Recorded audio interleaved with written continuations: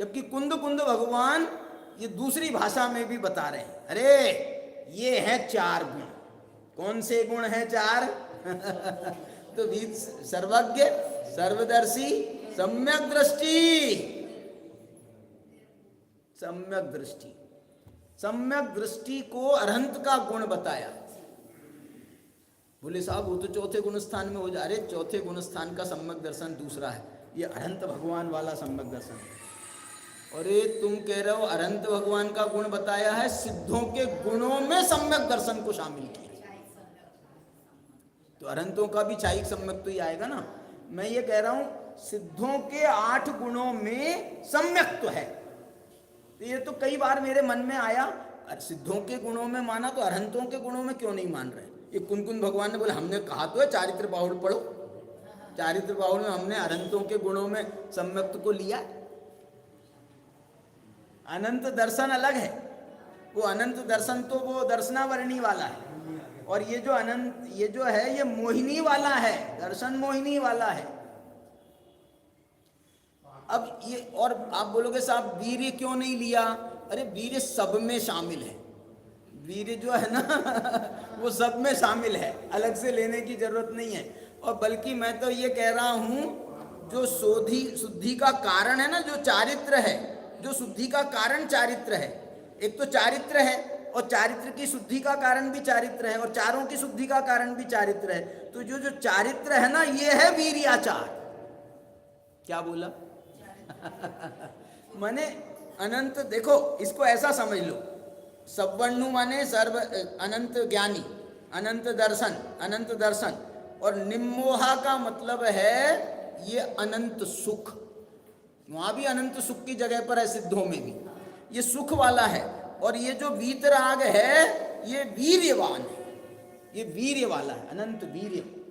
अपन उसके साथ में मैचिंग कैसे बिठा लेंगे? अनंत चतुष्टय के साथ में। तो ये अनंत, इसको मोहिनी को इसमें डाल दो, निम्मोहा कहा ही है उन्होंने, मोह रहित निम्मोहा हो गया, तो मोहिनी रहित हो गया। तो अब चारित्र बचा यहाँ पर, वहाँ पर अंतराय बचा। तो अंतराय का अभाव जो है वो किसके द्वारा होता है? बोले वीर्य के, चारित्र के। चारित्र जो है वो उसका अपोजिट है। ऐसे ऐसे कुछ ना कुछ उसका मर्म समझने की बात है। और बहुत ही जोरदार जो है चारित्र पाहुड़, इसकी मतलब इन्होंने स्टार्टिंग मंगलाचरण के रूप में बड़ा अलौकिक तरीके से प्रस्तुत की। ये चारित्र पाहुड़ में अलौकिक। कुंद भगवान, एक बात मैं और बोल देता हूँ, कुंद भगवान लकीर के फकीर नहीं है। क्या बोला? लकीर के फकीर माने, ये शब्द भले थोड़ा सा आपको अटपटा लग रहा होगा, माने कुंद भगवान एक जैसी भाषा का प्रयोग नहीं करते हैं। एक जैसी कभी वो बताएंगे, कभी ये बताएंगे, कभी दूसरी बताएंगे, कभी तीसरी बताएंगे। तुम जो है ना उस पर विचार करो।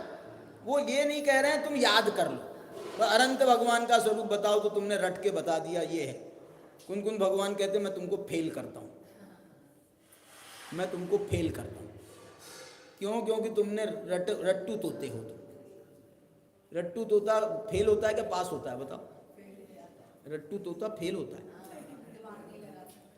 रट्टू तोता फेल होता है। वो जो है ना, एक तोता लटक गया था और उससे तोते को समझाया था कि वो आएगा ना, बाज आएगा तो तू उड़ जाना, बाज आएगा तो उड़ जाना, बाज आएगा तो उड़ जाना।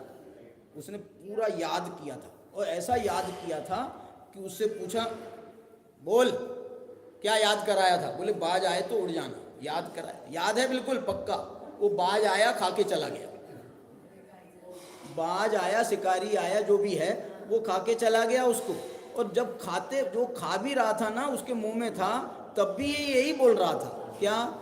ये बाज ये मैं इसको कह रहा हूँ कि आपको तत्व ज्ञान रटने की चीज नहीं है, तत्व ज्ञान समझने की चीज है, भाव भासना की। ये जो है रटने की चीज नहीं। ये कुंद भगवान कुछ ऐसे संकेत करते हैं, बहुत मजेदार बात है। विशेष चर्चा आगे करें।